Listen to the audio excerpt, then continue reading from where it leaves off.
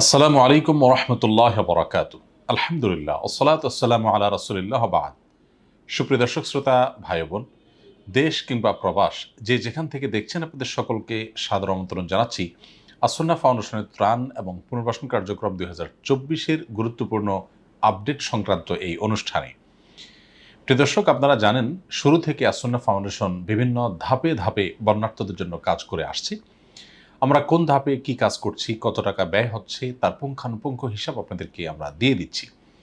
এবং যে বিপুল পরিমাণ তহবিল আমরা কালেকশন করেছি আল্লাহ তাআলার অশেষ অনুগ্রহে আপনাদের সবার সর্বাত্মক সহযোগিতার মাধ্যমে, সেই তহবিলের শেষ টাকা থাকা পর্যন্ত আমরা আমাদের আপডেট অব্যাহত রাখবো ইনশাআল্লাহ তাআলা।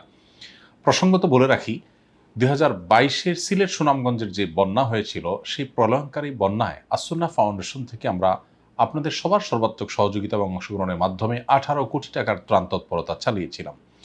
সেখানে ত্রাণ এবং পুনর্বাসন পুরো কার্যক্রম সমাপ্ত করতে আমাদের প্রায় 1 বছর সময় লেগেছিল। কারণ আপনারা জানেন যে সাময়িক এবং তৎক্ষণাৎ যে জরুরি ত্রাণ তৎপরতা, এটি পরিচালনা করতে আমাদের আসলে খুব বেশি সময় এর প্রয়োজন হয় না। অর্থাৎ বিতরণ করতে খুব বেশি একটা সময় লাগে না, অল্প কয়েকদিনের মধ্যে সেটি সমাপ্ত হয়ে যায়। কিন্তু পুনর্বাসন কার্যক্রমে ব্যাপক সময় আমাদেরকে দিতে হয়। সিলেট সুনামগঞ্জে আপনারা জানেন মাত্র 1000 পরিবারকে আমরা ঘর করে দিয়েছিলাম এবং সেজন্য 10টি করে খুঁটি, সিমেন্ট এবং রডের তৈরি খুঁটি, যে খুঁটিতে 4টি করে রড ছিল, এরকম 10টি করে পিলার এক এক পরিবারকে আমরা দিয়েছি এবং 6 মান করে টিন দিয়েছি। তো এর জন্য আমাদেরকে 10,000 পিলার তৈরি করতে হয়েছে। অর্ডার করা পিলার দিলে সেরকম কোয়ালিটি হয়তো থাকবে না, সেজন্য আমরা নিজেদের তত্ত্বাবধানে আমাদের স্বেচ্ছাসেবকরা দাঁড়িয়ে থেকে সেখানে 10,000 পিলার তৈরি করিয়েছেন। তো পুরো কার্যক্রম শেষ করতে একটা লম্বা সময় লেগেছে। এবছরও ফেনী, কুমিল্লা, লক্ষ্মীপুর, নোয়াখালী এবং চাঁদপুর সহ বৃহত্তর চট্টগ্রাম, কুমিল্লার এই অঞ্চলে যে ভয়াবহ বন্যা হয়েছে, এই বন্যার সাময়িক যে সমস্যা ছিল বা তৎক্ষণাৎ যে চ্যালেঞ্জের ব্যাপার ছিল, জরুরি ত্রাণ তৎপরতা, সেটি আমরা আলহামদুলিল্লাহ চালিয়েছি। আপনারা জানেন পুনর্বাসন কার্যক্রম শুরু হয়েছে, পুরো প্রজেক্ট ক্লোজ করতে আমাদের বেশ কয়েক মাস সময় লেগে যাবে। ইনশাআল্লাহ আপনাদের সাথে আমরা আপডেট দিয়ে পুরো প্রজেক্ট একেবারে শেষ টাকা থাকা পর্যন্ত আমরা অব্যাহত গতিতে আপনাদের কাছে আপডেট দিয়ে যাব। তো এ পর্যায়ে আপনাদের কাছে আমরা যে আপডেট দিতে যাচ্ছি সেটি হলো, আপনারা জানেন একেবারে শুরুতেই যে ধকলটা সামলানোর ব্যাপার ছিল, তখন আমরা 1,20,000 পরিবারকে 10 থেকে 17 কেজির ত্রাণের প্যাকেজ দিয়েছিলাম। প্রথমে শুকনো খাবার ছিল, সেটাতে কিছুটা ওজন কম ছিল, কিন্তু পরবর্তীতে চাল, ডাল ইত্যাদি যখন আমরা দিয়েছি তখন 17 কেজি, কমপক্ষে কোনো কোনো ক্ষেত্রে আরও বেশিও ছিল, এক একটা পরিবারকে আমরা 17 কেজির করে প্যাকেট দিয়েছি। এভাবে 1,20,000 পরিবারকে ত্রাণের প্যাকেট পৌঁছে দিয়েছি। এবং পরবর্তী ধাপে এসে যখন বন্যার পানি শুকিয়ে গেছে অনেকটা, মানুষ ঘরবাড়িতে ফিরতে শুরু করেছেন, কিন্তু ঘরে তখন কোনো খাবার নেই। তো এরকম পরিস্থিতিতে মানুষ যাতে একটু মাথা সোজা করে দাঁড়াতে পারে, সেজন্য আপনারা জানেন যে 1 লক্ষ পরিবারের মধ্যে 25 কেজি করে চাউল বিতরণের মেগা প্রজেক্ট যেটি ছিল, সেটি আমরা বাস্তবায়ন করেছি। এবং এই প্রজেক্টের সর্বশেষ যে বস্তা, সেটিও আলহামদুলিল্লাহ বিতরণ হয়ে গেছে। তো এই পুরো প্রজেক্ট সম্পর্কে আজকে আপনাদেরকে আমরা সংক্ষিপ্ত ধারণা দিয়ে পুনর্বাসন ঠিক কোন পর্যায়ে আছে সেটা আপনাদেরকে জানাতে চাই। এবং প্রসঙ্গত আপনারা অনেকেই ইতিমধ্যে জেনেছেন যে আমাদের এই চাল এবং ত্রাণ সামগ্রী বিতরণে আমাদের ইতিমধ্যে প্রায় 30 কোটি টাকা খরচ হয়েছে। আর বাকি যে আরও বিপুল পরিমাণ অর্থ আমাদের আছে, সেটা পুনর্বাসন, কৃষক, ক্ষতিগ্রস্ত কৃষক, শিক্ষা, এ সমস্ত খাতে ব্যয় হবে, যেটি দীর্ঘ সময় ধরে প্রজেক্টটা চলমান থাকবে। ইনশাআল্লাহ দুর্গত মানুষের কষ্ট লাঘব হওয়ার শেষ মুহূর্ত পর্যন্ত আমাদের টিম স্পটে আছে এবং কাজ করে যাবে, এবং আপনাদেরকে আমরা আপডেট জানিয়ে যাবো ইনশাআল্লাহ।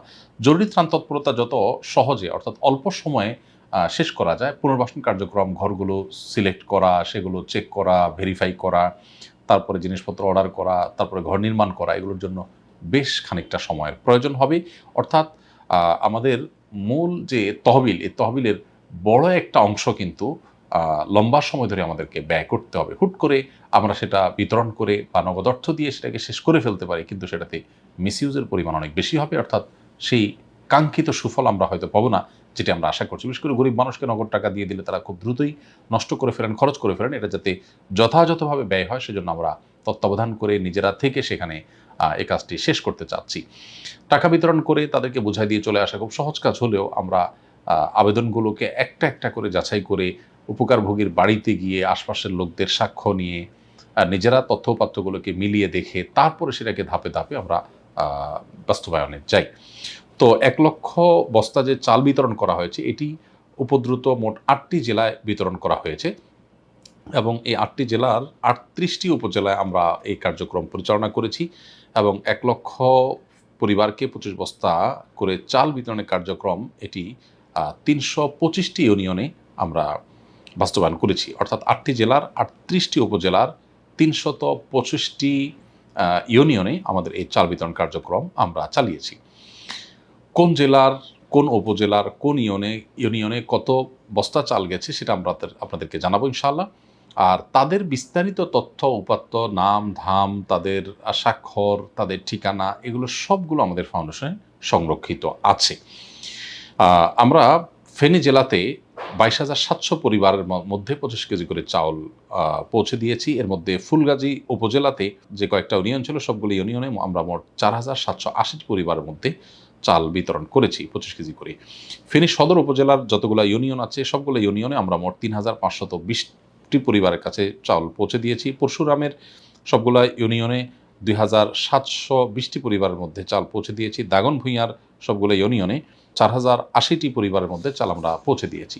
সোনাগাজীর সবগুলা ইউনিয়নে ৪,০৮০টি পরিবারের মধ্যে চাল বিতরণ করা হয়েছে। ছাগলনাইয়ার সবগুলো ইউনিয়নে ৩,৫২০টি পরিবারের কাছে চাল পৌঁছানো হয়েছে। নোয়াখালী জেলায় সর্বমোট চাল বিতরণ কার্যক্রমের উপকারভোগীর সংখ্যা হলো ২৭,০৫৬টি পরিবার। এর মধ্যে সদর থানায়, নোয়াখালী সদর থানাতে সবগুলা ইউনিয়নে মোট ৩,৭৮৪টি পরিবারের মধ্যে চাল বিতরণ করা হয়েছে। বেগমগঞ্জের সবগুলো ইউনিয়নে ৪,০৩৫টি পরিবারের মধ্যে চাল বিতরণ করা হয়েছে। সদর ও বেগমগঞ্জ উপজেলার বন্যা দুর্গত বিভিন্ন মাদ্রাসাগুলো, আবাসিক মাদ্রাসাগুলো, এতিমখানা, গরিব যারা আছে তাদেরকে ১৯৬টি চালের বস্তা সেখানে বিতরণ করা হয়েছে। আর সোনাইমুড়ি উপজেলার সবগুলা ইউনিয়নে ৪,০৫০টি দুস্থ পরিবারের মধ্যে চাল বিতরণ করা হয়েছে। চাটখিল উপজেলার সবগুলা ইউনিয়নের বন্যা দুর্গতদের মধ্যে ৪,১২২টি পরিবারের মধ্যে চাল বিতরণ করা হয়েছে। কোম্পানিগঞ্জে বিতরণ করা হয়েছে ৩,৮৬০টি পরিবারের মধ্যে। কবিরহাটের বিতরণ করা হয়েছে ৩,৫০০টি পরিবারের মধ্যে। সেনবাগে করা হয়েছে ৩,৬০০টি পরিবারের মধ্যে। আর লক্ষ্মীপুর জেলায় সর্বমোট চাল বিতরণ কার্যক্রমের উপকারভোগী পরিবারের সংখ্যা ছিল ১৯,৬৯৩টি। এর মধ্যে সদরে ছিল ৪,১০৯টি, চন্দ্রগঞ্জ থানায় ছিল ৪,৩৮৫টি, কমলনগরে ছিল ৩,৬৫৯টি, রামগতিতে ছিল ২,৪৮০টি এবং রায়পুরে ছিল ১,৩৬০টি পরিবার। রামগঞ্জে আমরা ৩,৭০০ পরিবারকে চাল বিতরণ কার্যক্রমের মাধ্যমে চালের বস্তা পৌঁছে দিয়েছি। কুমিল্লা জেলায় সর্বমোট উপকারভোগী পরিবারের সংখ্যা ছিল ২১,২৮০টি। এর মধ্যে মনোহরগঞ্জতে ছিল ৩,৮৫০টি পরিবার, আর বুড়িচংয়ে আমরা ৩,২৮০টি দুস্থ বন্যা দুর্গত পরিবারের মধ্যে ২৫ কেজি করে চালের বস্তা পৌঁছে দিয়েছি। ব্রাহ্মণপাড়ায় পৌঁছানো হয়েছে ৩,২৮০টি পরিবারের মধ্যে, ১৪গ্রামে পৌঁছানো হয়েছে ৩,৭৮০টি পরিবারের মধ্যে, নাঙ্গলকোটে পৌঁছানো হয়েছে ৩,১৪৯টি পরিবারের মধ্যে, লাকসামে পৌঁছানো হয়েছে ৩,৩৮০টি পরিবারের মধ্যে, বরুড়ায় পৌঁছানো হয়েছে ১৬১টি পরিবারের মধ্যে, সদর দক্ষিণে পৌঁছানো হয়েছে ৪০০টি পরিবারের মধ্যে। এর বাইরে চাঁদপুর জেলাতে উপকারভোগী পরিবারের সংখ্যা ছিল ৬,৭২০টি পরিবার। কারণ আপনারা জানেন চাঁদপুরের পুরো জেলাটাই প্লাবিত হয় নাই, যে এলাকাগুলো প্লাবিত হয়েছে সেখানে আমরা কাজ করেছি। হাইমচরে ১৩৬০টি পরিবারের মধ্যে, আর ফরিদগঞ্জে ১৯০০ পরিবারের মধ্যে, সারহাসিতে ১৮৬০টি পরিবারের মধ্যে এবং সদর থানাতে ১৬টি পরিবারের মধ্যে এক বস্তা করে ২৫ কেজি চাউল প্রত্যেক পরিবারকে দেওয়া হয়েছে। চট্টগ্রাম জেলায় আমরা সর্বমোট ১৬০০ পরিবারকে চাল বিতরণ করেছি। এর মধ্যে মিরেরসরাইতে ৮০০ পরিবার, ফটিকছড়িতে ৮০০ পরিবারের মধ্যে চাল বিতরণ করা হয়েছে। আপনারা জানেন চট্টগ্রামের সব থানাতে বা সব উপজেলাতে বন্যা দেখা দেয়নি। কক্সবাজার জেলাতে ৮০০ পরিবারের মধ্যে, এর মধ্যে সদর এবং পেকুয়া আছে। তারপর মৌলভীবাজারে ৮০০ পরিবারের মধ্যে চাল বিতরণ করা হয়েছে, সেখানে সদর, রাজনগর এবং কমলগঞ্জ আছে, কারণ সেই এলাকাগুলোতে অর্থাৎ মৌলভীবাজারের এলাকাগুলোতেও বন্যা হয়েছিল। এরবারে খুলনা, তারপর খাগড়াছড়ি, আরও বিভিন্ন এলাকাতে আমাদের তৎপরতা হয়েছে, তবে চাল বিতরণ কার্যক্রম এই জেলাগুলোতে হয়েছে। তো সর্বসাকুল্যে ১,০০,০০০ এর বেশি পরিবারের কাছে আলহামদুলিল্লাহ আমরা আপনাদের আমানত পৌঁছে দিয়েছি। চাল বিতরণ কার্যক্রম সেখানে সমাপ্ত হয়েছে আলহামদুলিল্লাহ। এরপর পুনর্বাসন এর যে কার্যক্রম চলমান আছে, যেখানে আমাদের ৩০ কোটি টাকা গৃহায়নে এবং আরও ৩০ কোটি টাকা ক্ষতিগ্রস্ত কৃষকদের জন্য খরচ করা হবে, এটার কার্যক্রম এখন চলমান আছে। আর শিক্ষা কার্যক্রম কিছুদিনের মধ্যে আমরা শুরু করব। তো পুনর্বাসন কার্যক্রমের ক্ষেত্রে আপনাদেরকে আমরা একটু বলে রাখতে চাই, ফেনীতে বর্তমানে ৫টা উপজেলায় ৩২টা টিম আমাদের কাজ করছে। ঢাকা থেকে স্বেচ্ছাসেবকরা গিয়েছেন, যেখানে কলেজ বিশ্ববিদ্যালয়ের স্টুডেন্ট আছেন, বিভিন্ন পেশাজীবী চাকরিজীবী মানুষ আছেন। তাদেরকে টিম করে একটা টিমে কয়েকজন সদস্য আছেন, তাদেরকে পাঠানো হয়েছে। তারা ফেনী জেলার ৫টা উপজেলায় ৩২টি টিম হয়ে কাজ করছে। তারা প্রত্যেকটা এলাকা ঘুরে দেখে আমাদের কাছে যে আবেদনগুলো আছে সেগুলো যাচাই করছে। আর আবেদনের বাইরেও যদি কোনো উপকারভোগী পান যে বন্যায় ক্ষতিগ্রস্ত হয়েছেন, তাদের তথ্য উপাত্ত তারা নির্দিষ্ট ফরমে উঠায় নিয়ে আসছেন। সেগুলো আবার র্যান্ডমলি যাচাই করা হবে। তারপর ইনশাআল্লাহ আমরা উপকারভোগীদেরকে, বিশেষ করে যারা কৃষক ক্ষতিগ্রস্ত হয়েছেন, তাদেরকে মোবাইল ব্যাংকিংয়ের মাধ্যমে নগদ অর্থ সহায়তা পৌঁছে দিব। আর যারা ঘরবাড়ি ক্ষতিগ্রস্ত হয়েছেন তাদেরকে, যারা খুব বেশি ক্ষতিগ্রস্ত হয়েছেন তাদের পুরো ঘর নির্মাণ, যারা আংশিক ক্ষতিগ্রস্ত হয়েছেন তাদের ক্ষতির পরিমাণ অনুসারে আমরা তাদেরকে সহায়তা করবো ইনশাআল্লাহ তাআলা। নোয়াখালী সদরে বর্তমানে 14টা টিম আমাদের কাজ করছে, যারা পুনর্বাসনের জন্য তথ্যপাত্র সংগ্রহ করছে এবং ফিল্ডে তারা ঘুরে এগুলোকে ফর্মে লিখছে। এরপর ইনশাআল্লাহ ধারাবাহিকভাবে লক্ষ্মীপুর এবং চাঁদপুরেও কাজ চলবে, কারণ লক্ষ্মীপুরের কোনো এলাকাতে এখনও পানি পুরোপুরি নামে না, সেখানে ইনশাআল্লাহ আমরা খুব শীঘ্রই কাজ শুরু করব। আর এর বাইরে বন্যা দুর্গত যে এলাকায় চাল বিতরণ করা হয়েছে, সেখানে উপকারভোগী বাছাইয়ের ক্ষেত্রে ফাউন্ডেশন অফিসিয়াল যে কর্মকর্তারা ছিল, তারা স্থানীয় স্বেচ্ছাসেবকদেরকে সাথে নিয়ে উপকারভোগী ঘুরে নিজেরা যাচাই করে তারা তালিকাভুক্ত করেছেন এবং তাদেরকে টোকন দিয়ে এসেছেন। সেই টোকন নিয়ে নির্দিষ্ট সময় তারা একত্র হয়েছেন কোনো একটা জায়গায়, সেখানে আগে বস্তাগুলো সব রেডি করা হয়েছে। এরপর তাদের হাতে বস্তাগুলো কয়েক মিনিটের মধ্যে হস্তান্তর করার চেষ্টা করা হয়েছে। সকল উপকারভোগীর নাম, পিতার নাম, ঠিকানা, পেশা, মোবাইল নম্বর, স্বাক্ষর সম্বলিত শীট আমাদের অফিসে সংরক্ষিত আছে। অর্থাৎ 1 লক্ষ পরিবার যে চাল গ্রহণ করেছে সেটার বিস্তারিত তথ্য উপাত্ত আমাদের কাছে আছে। যে কোনো আমাদের ডোনার, আমাদের সদস্য, যে কোনো ভাই ফাউন্ডেশনে এসে যে কোনো সময় দেখতে পারবেন। এছাড়া ধর্ম বর্ণ নির্বিশেষে উপকারভোগী আমরা নির্বাচন করেছি। উপকারভোগী হিসেবে বন্যা দুর্গত হতদরিদ্র পরিবারগুলোকে আমরা বাছাই করে নির্বাচন করেছি। বিতরণ প্রক্রিয়াতে আমরা লক্ষ্য করেছি যে নির্দিষ্ট দিনে সকল উপকারভোগী একত্র হবেন, সেখান থেকে বিতরণ করব। কারণ আপনারা জানেন যে বড় স্কেলে কাজ করলে প্রত্যেকের ঘরে পৌঁছে দেওয়া আসলে সম্ভব না, এতে নিরাপত্তাজনিত সমস্যাও দেখা দেয়। এর বাইরে আমরা বিতরণের ছবি, ভিডিও ফুটেজ এগুলো সব সংরক্ষণ রেখেছি এভিডেন্স হিসাবে। এছাড়া বন্যা দুর্গত এলাকার হতদরিদ্র ইমাম, মুয়াজ্জিন, গ্রাম পুলিশদের বিশেষভাবে গুরুত্ব দিয়ে বিতরণ ব্যবস্থা করা হয়েছে। বিতরণের ক্ষেত্রে সংখ্যালঘু জনগোষ্ঠীকে বিশেষ প্রায়োরিটি প্রদান করা হয়েছে। শুধুমাত্র জ্যোতির্পাল মহাথের বৌদ্ধ অনাথ আশ্রম, সম্ভবত লাকসামে, এখানে বিভিন্ন ধর্মবর্ণের মানুষের মধ্যে 950টি পরিবারকে 1 বস্তা করে চাল দেওয়া হয়েছে। প্রত্যেকটি চালের বস্তা আমাদের অফিসিয়াল কর্মকর্তার উপস্থিতিতে উপকারভোগীর হাতে তুলে দেওয়া হয়েছে। কারোর কাছে 10 বস্তা দিয়ে আসলাম, আপনি দিয়ে দিয়েন বা উনি দিয়ে দিবেন, এরকম করে কোথাও আমরা কোনো চাল আপনাদের আমানত আমরা বিতরণ করিনি। আরেকটা গুরুত্বপূর্ণ বিষয় হলো, বন্যা দুর্গত এলাকার সকল শ্রেণী পেশা মানুষের জন্য আমাদের কার্যক্রম অব্যাহত ছিল। বিশেষ করে স্থানীয় স্বেচ্ছাসেবক, স্থানীয় প্রশাসনের কর্মকর্তা, আইনশৃঙ্খলা রক্ষাকারী বাহিনী, সেনাবাহিনীর সদস্যবৃন্দ, মসজিদের ইমাম, স্থানীয় মাদ্রাসা এবং অন্যান্য শিক্ষা প্রতিষ্ঠানের শিক্ষকরা আমাদেরকে এই পুরো কার্যক্রমে ব্যাপকভাবে সহযোগিতা করেছে।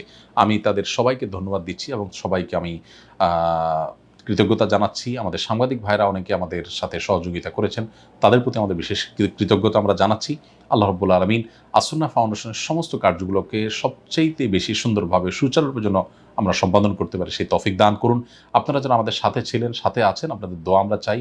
আল্লাহ যেন আমাদেরকে আপনাদের আমানত রক্ষার শেষ মুহূর্ত পর্যন্ত চেষ্টা করার তৌফিক দান করেন। আবারও আমি বলছি, প্রিয় দর্শক, বন্যা পরবর্তী যে পুনর্বাসন কার্যক্রম রয়েছে, আমাদের মোট তহবিলের বিপুল পরিমাণ বড় অংশের টাকা কিন্তু এখানে খরচ হবে এবং এই টাকা পুরোটা খরচ করতে আমাদের বেশ কয়েক মাস লেগে যাবে। তবে আপনাদেরকে আমরা নিয়মিত বিরতিতে আপডেট দিতে থাকবো, যেহেতু আমাদের কাজ চলমান আছে। অনেকে হয়তো দুর্গত এলাকা ছেড়ে চলে এসেছে, আসুন্নাহ ফাউন্ডেশনের এখনও বহু টিম সেখানে কাজ করছে এবং শেষ হওয়া পর্যন্ত, অর্থাৎ পুরো প্রজেক্ট শেষ হওয়া সমাপ্ত হওয়া পর্যন্ত আমাদের টিম সেখানে থাকবে এবং কাজ করবে। আল্লাহ তাআলা আমাদেরকে আমাদের সাধ্য অনুযায়ী সবচেয়ে বেটার যে সেবাটা সেটা দেওয়ার তৌফিক দান করুন এবং আপনাদের আমানত আমাদেরকে রক্ষা করার তৌফিক দান করুন। জাযাকুমুল্লাহ খায়রা। আসসালামু আলাইকুম ওয়া রাহমাতুল্লাহি ওয়া বারাকাতুহু।